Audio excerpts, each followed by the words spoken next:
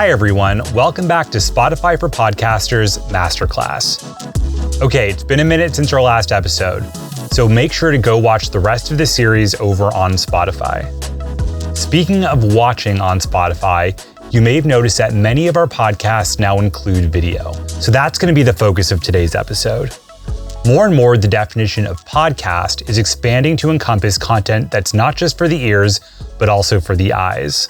In fact, a recent survey tells us that video is now preferred by more than 65% of podcast audiences. And we've seen that creators who add video to their shows generally see increases in listenership and retention. With video as an option on Spotify for all creators, your audience can finally put a face to a name.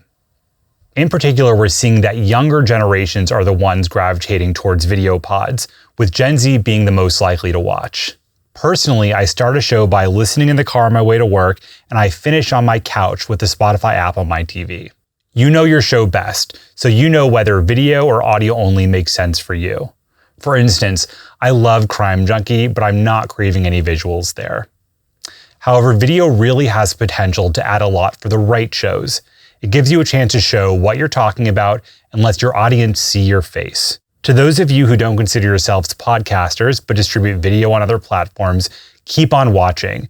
You're going to see why Spotify might be the perfect home for you. To help us unpack this changing landscape and to help you make the most out of video on Spotify, we're very lucky to be joined by all-stars in this space, Colin and Samir. Colin and Samir are video content creators and podcasters that break down the latest in the creator economy, all from the creator's perspective. Since building and selling their first YouTube channel, they're now spending their time interviewing the biggest creators and offering strategic advice to established and aspiring creators alike. So they're truly the perfect guests for our conversation today. As always, if you have any questions while watching this episode, please make sure to reach out to us on social media. Colin and Samir, thank you guys so much for being here. We're so happy to have you. Tell me a little bit about how this duo got started. How did you guys first get into this space? I was in Colorado, Samir was in Los Angeles, and I made the first video I'd ever made, which was about the sport of lacrosse. And Samir saw it, and he was building what was called the Lacrosse Network, and reached out and said that he liked my videos. Somehow I convinced Colin to move to LA and for us to work on this project together and just start making videos together. And that was like our opportunity to create for an underserved audience. But we had to cut our teeth too to learn how to become storytellers. Totally. We ended up selling that company and then moving to work with different athletes and sports leagues and got introduced to a lot of creators through that process. And it was around the time where Casey Neistat started vlogging. We started understanding that the internet was opening up this world beyond just whether it was sports entertainment or news and analysis. Like individuals could become brands as well.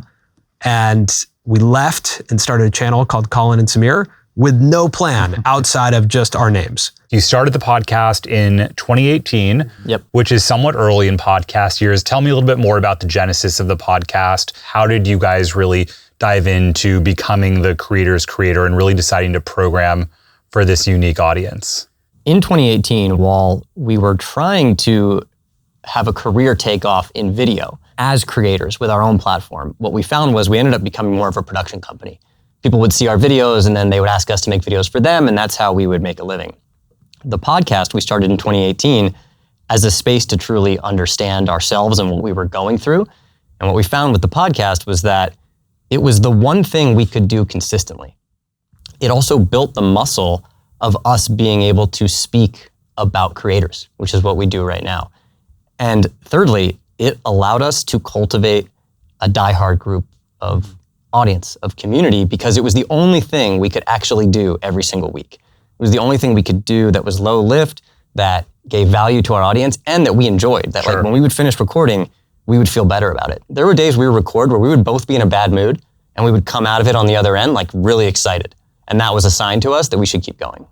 That format just allowed us to finally be 100% ourselves. You're just on a mic, holding a mic, like you just tend to settle into yourself. And then we also got to chronicle some pretty crazy experiences that we were having as, young creatives trying to make it. What we learned years later, there were people listening who then became popular creators and we felt like peers with them because they knew so much about us. And we had such similar experiences. Okay, well, speaking of formats, we have hundreds of thousands of video podcasts on Spotify, and you guys also distribute video on your podcast. So talk to me a little bit about the decision to not just use mics, but bring cameras on to be sort of the faces of the show in addition to the voices.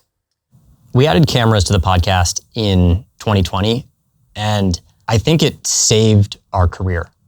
We were trying to create video, but it was really high lift. We couldn't make it on a consistent basis. And when we added video to the podcast, it was the first time where we could commit to being in front of our audience in video form every single week. And before that, previously, we would sometimes go a month without making a video. Yeah, 2020, adding video, it was the first time that I think we were able to start being discovered by other people. We had our core group, but video really like skyrocketed us. Yeah, I think about it as like in sports, you have like NFL players and NBA players, and turning on video is like being in the NBA where everyone can watch you do your craft and they know what your face looks like. Totally. When you're wearing a helmet, it's like, okay, I like that person, but if they walk down the street, I wouldn't know who they are. The second thing is that filming a podcast offers you this opportunity to distribute across every platform, whether it's short form vertical clips, long form across YouTube and Spotify, clips on LinkedIn, clips on Twitter. Like, you basically have this one asset that can be cut in so many different ways that's actually native to every platform. That to me was one of the biggest unlocks that we didn't really realize, but that we could exist now across every platform with one format. We also didn't start as a guest-based show. Right. It was just Samir and I speaking with each other. And once we added video, other creators could watch and listen to the conversation we were having and see the room and go, oh, I actually want to partake in that conversation. Like, I want to be in that room, whether it was like Marquez Brownlee or Mr. Beast in the beginning, and say, I want to have this conversation. I want to be on your show. And I think it was the fact that we had video that made them sort of understand how they would show up and want to be on the show with us. So it sounds like it changed the relationship you guys have with your guests. What about the audience? How did the relationship change with the audience once you added this new format and people actually started to see your faces? There's a lot of subtlety, and like your expression to the camera tells a story, right? Like when we think about The Office, some of the best moments is when Jim just looks at the camera and gives it a face. Yeah, so all of a sudden, like, grin. Yeah, that little grin or that little smirk or that look to the camera tells a story. Camera cuts tell a story.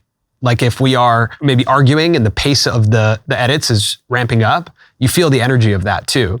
So all of a sudden you have a new storytelling mechanism. Whether it's like how you look and directly address the audience, like this feels really different than this. Sure.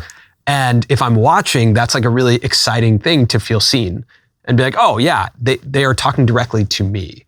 We talk about this concept of depth and width in the creator space, where sure, you can maybe generate like a short form vertical video that gets 10 million views. That's width. When someone's sitting with you for an hour or 2 hours, that's depth. And I think turning on video allowed us to go incredibly deep with our audience because they're sitting with us for long periods of time, but we're also having the opportunity to look them in the eye and address them.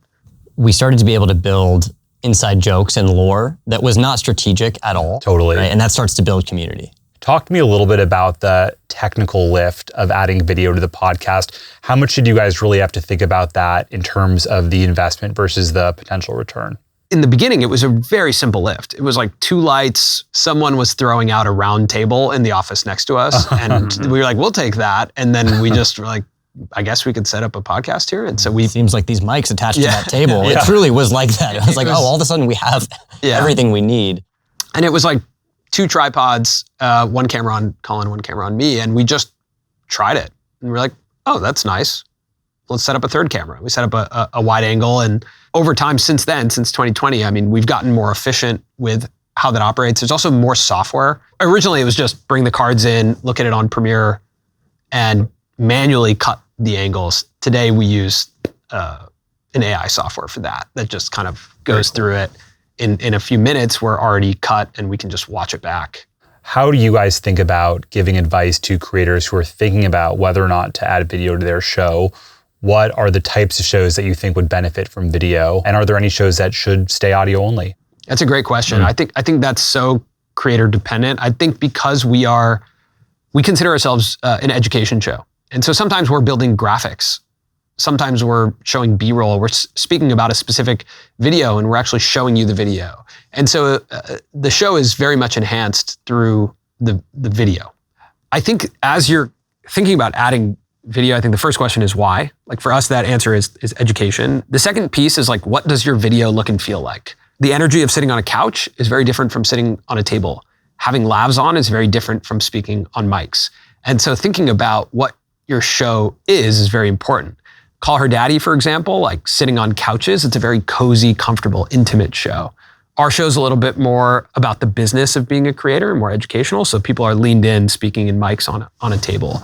When we first started audio-only podcasting, it's just me, Colin, 2 mics and a mixer. But when you start adding all these different elements, the room changes a bit. And you just have to get used to that. But video definitely adds a layer. The pro of video is that clips from a podcast are units of conversation. Right. Someone will send a clip of our podcast to someone else to start a conversation. And then that gets people interested in the episodes. And so discovery is always a conversation when it comes to podcasting.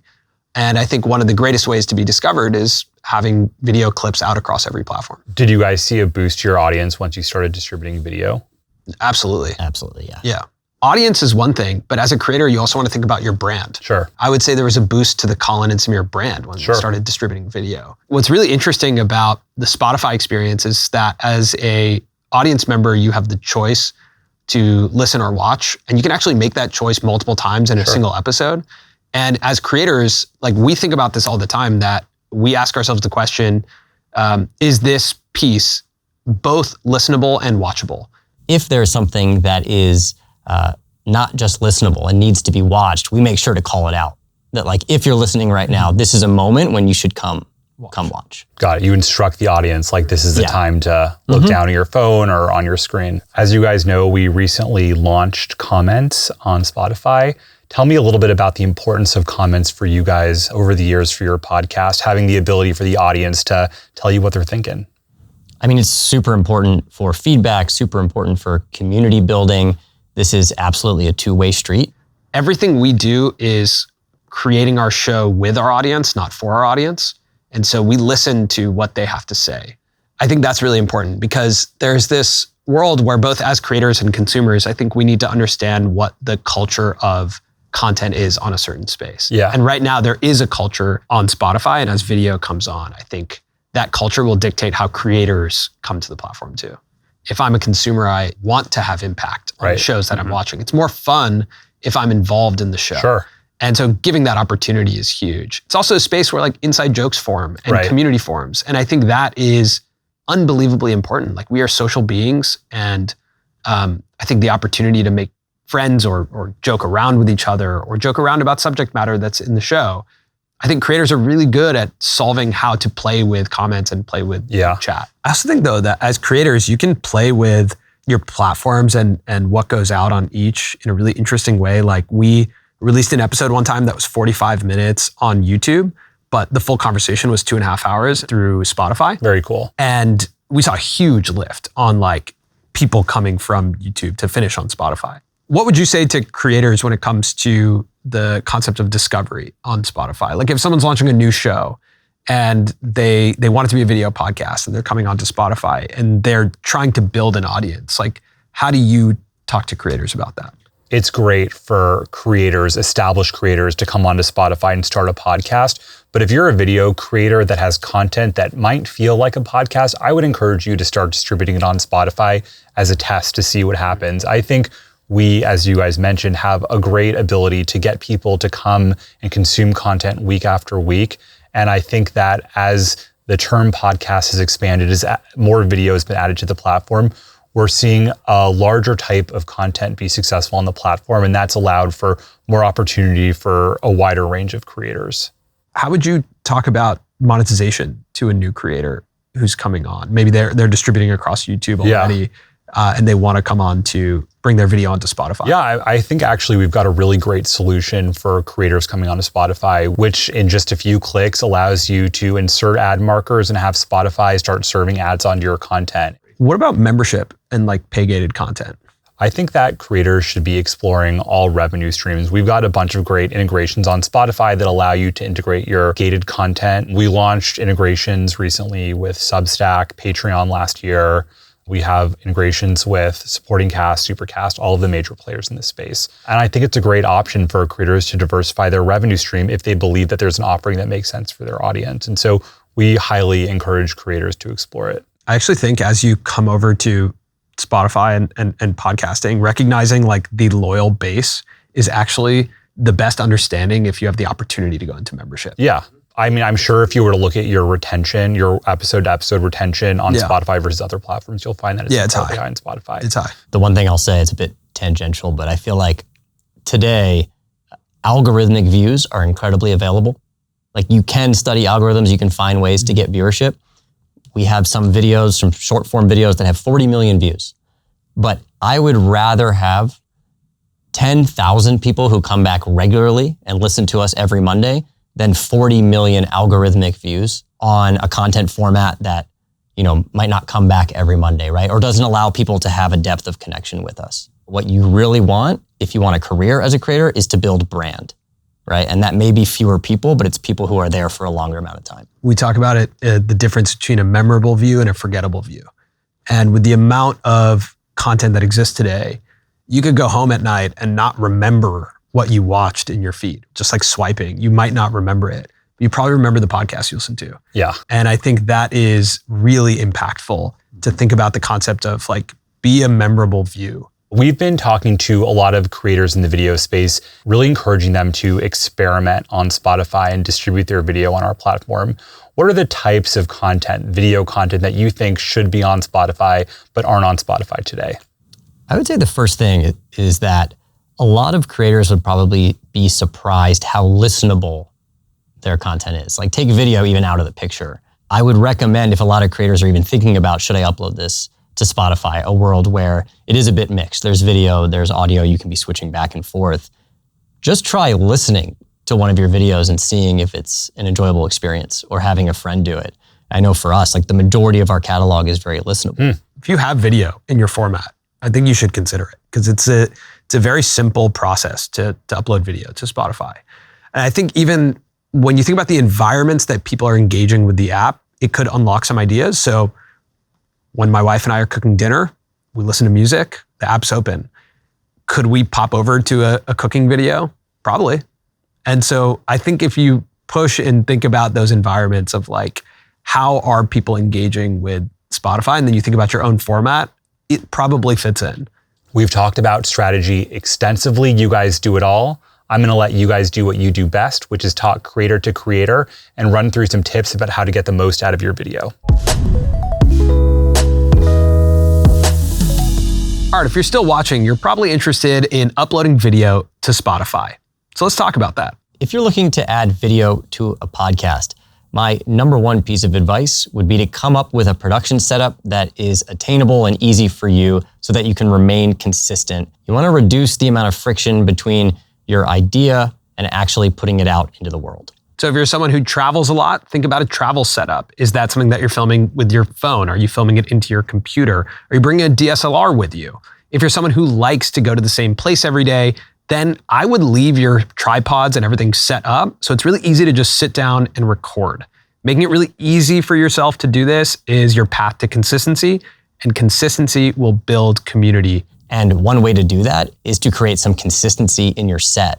For us, we have yellow curtains behind the head of our guest. We have white shelves behind us with different like knickknacks and little pieces of our history behind our faces. And that helps to make sure that there is a shared visual identity of our show, no matter where it shows up and which platform. And oftentimes it's not just you who's creating that content. We're showing up across other platforms because people are clipping our show or sharing it with each other. And so we like to think about it as, at a glance, can you recognize that that's the Colin and Samir Show? That's something that really supports building community. This may be taking it to an extreme, but for an entire year, I wore a blue jumpsuit. That's true. So I showed up looking exactly the same for an entire year. And I do think that helped because a lot of people commented about it, no matter where it showed up. And he's not wearing it today. I'm not sure this is the real Colin. May not be. This is a different version of me. There's a lot of conspiracy theories about that. Now, if you already have a video format and you want to distribute that on Spotify, it's very simple to do. The one thing I would say is that you want to make sure it feels native to where you're distributing it. So if it has a call to action to subscribe to your YouTube channel or follow you on a different platform, I would definitely remove that. And as you're starting to record, you can start acknowledging your audiences across platforms or come up with agnostic words that you can use across all of them. If there is a moment in one of your episodes that is particularly visual, make sure to call it out. That's something we do all the time. We say, if you're listening right now, come over and watch. You want to make sure that your audience doesn't miss what you're actually saying. And it's just a good community moment, allows them to get a little bit more engaged in the story that you're telling. The other thing I would say is that you don't have to post across every platform. So think about that. Think about where your audience lives, how they exist on the internet, and then meet them where they are. No matter where you're posting content, the most important thing is that you're continuing to provide value. I think you should think about all of your episodes, all of your videos as investments of time. People are investing time with you, and they should get a return on their investment. Now, that's going to change depending on who the audience is. It's incredibly important to know who you're speaking to and what matters to them. And then whenever you make a piece of content, just make sure you check, does this match the value that they would want? I think 2 really simple questions you can ask yourself: who's watching and why are they watching? The third question I would add to that is, why are they still watching?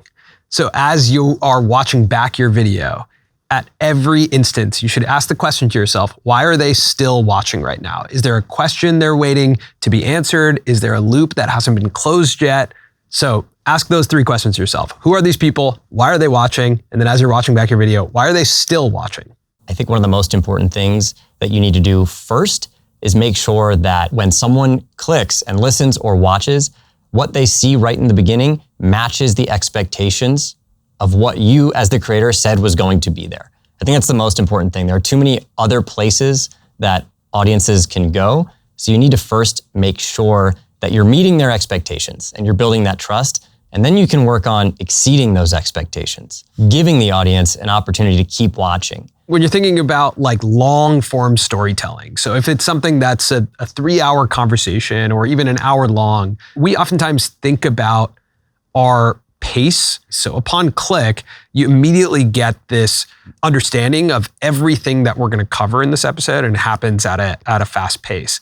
Then we try and keep our questions in the beginning of the episode to shorter answers. So that's going to be like a medium pace. And then if you've made it through there, then we can extend it and go a little slower paced. So if you think about it, it's kind of like a heartbeat where at the beginning it's going to move really fast, then it's going to slow down a bit. And then if you're in and you're with us for the next hour, we can slow down the pace. A really great way to do that is to create segments that are recurring, that the audience can get used to and can look forward to. For us, at the end of all of our episodes, we have a segment called the deep end, which means you've made it all the way to the tail end of one of our episodes. So it shows that, not only do you like our show, you like it the most. You are a true fan. You will watch all the way until the end. And giving your community an opportunity to identify themselves, I think, is a really cool and special experience of being a fan of a show. Like, I like to identify myself as a super fan of the shows that I'm a fan of.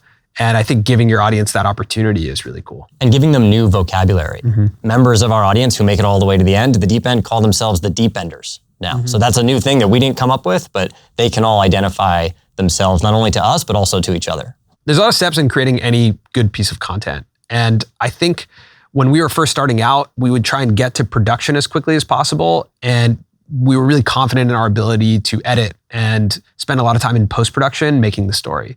And I think as we've matured, the thing that has happened is we spend a lot more time in pre-production. The more prepared we are going into a recording, the easier it is going to be to edit. And now, even during our production, we have a team member sit in during our interviews and our podcasts to write out the map of the interview so that as we're going into the edit, we know exactly what was talked about and we can make changes and adjustments based on our notes of how the conversation went. When it comes to workflow, the reality is every creator is going to do it differently, but no matter what type of creator you are, you're still going to have to come up with a really good idea. You're going to have to do some level of pre-production, production, post-production, and then distribution. You're going to have to put it out in the world. And most likely, you're not going to be making just one piece of content, one episode, one video at a time, because if you're publishing once a week, things are going to start to overlap. So the important thing to understand is just where you are in the process and to start to learn how much time it takes to get to each part of the process. Especially if you want to bring on team members, that's going to be really important because eventually you may not be the one taking charge of all of those steps, but you're going to want to be able to understand what it takes, how much time it takes, and where you are in that process. So if you think about that, it goes ideation, pre-production, production, post-production, distribution, and marketing. And if you think about where you need to live as the creator, you need to spend the most amount of time on ideation and pre-production. Ideas are the engine of any creator business. You have to be passionate about the idea. The idea has to be good, easy to conceptualize, and something that people want to watch, that your audience actually finds valuable. The rest of the process gets easier if you spend the time in ideation.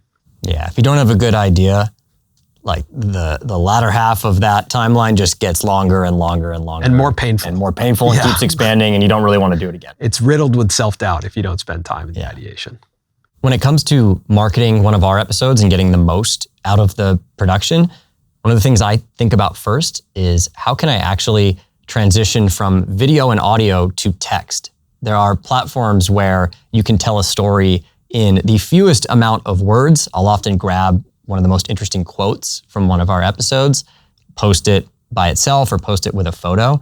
And I find that's one of the simplest ways for someone when they're scrolling to just consume immediately and either repost and then eventually come and listen to one of our episodes. These little clips from our show are units of conversation. They're meant to spark dialogue. They're meant to spark intrigue. So I would think about as you are producing your show, like which moments can operate as units of conversation, meaning someone would want to send that to their friend or their coworker to bring people back to your show. And that's also made a lot easier if you truly understand your audience and the value that you're providing. If your value is education, like it is for us, we can watch back our episodes and understand, okay, this is a moment that provides education.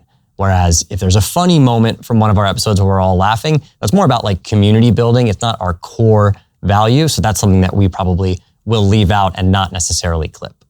And then when it comes to which platforms you should be on and which platforms you should be repurposing content on, you want to have a deep, deep understanding of who your audience is. Again, who are they and why do they watch? For us, what we recognized is there's a lot of professional development happening within our audience. So where do professional people hang out? They hang out in their email. So we started a newsletter. We have a newsletter called The Published Press. We send it out 3 times a week. And that audience has grown substantially. And it's an audience that we have access to no matter what. And we can promote our episodes and turn them also into short form text so that people can then come find the full episode. Our audience on Spotify specifically has been our most consistent. We've been making our show since 2018. We started out as audio only, but then we added video. And because we started in a low lift way, we were able to be super consistent. We could be there every single week, sometimes twice a week. And so that created a space where we could have our most diehard fans and followers. And that is a base that has truly supported us through launching video, through coming to different platforms. Those are the people that have actually spent the most time with us and have been the most supportive. And sometimes when we want to get more people to watch our show on Spotify, we will actually have an extended cut there. So we'll do like a shorter form episode on YouTube.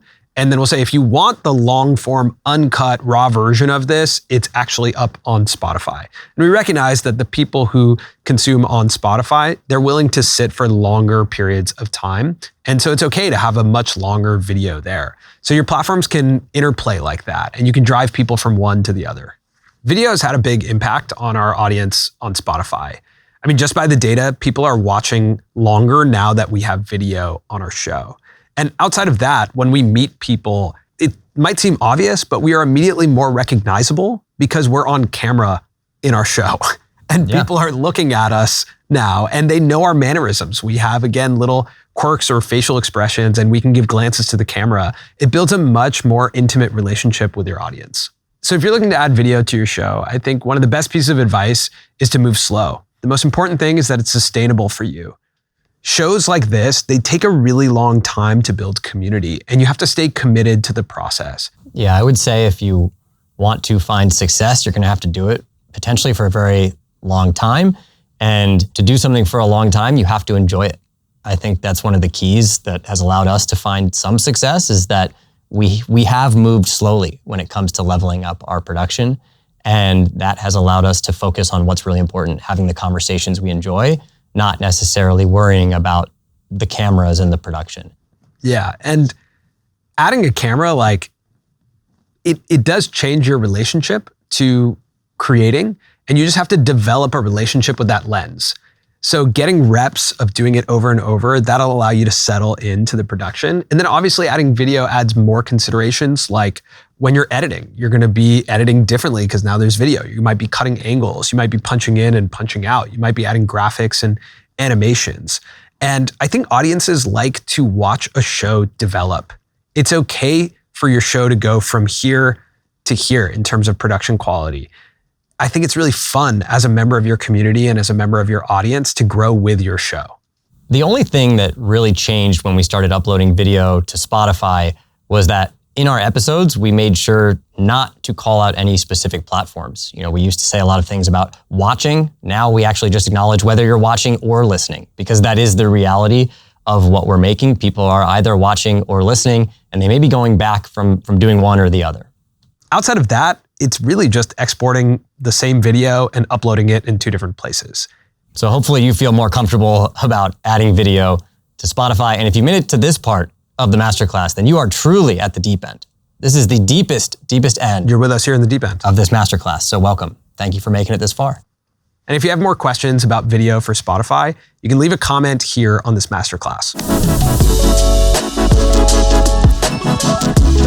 As always, we'd love to hear what you thought of today's episode and how you're using video on Spotify. Be sure to tag us on social media. I want to say a huge thank you to Colin and Samir for joining us and giving us such amazing insights into their process. And of course, a big thank you to everybody watching. Hope to see you soon.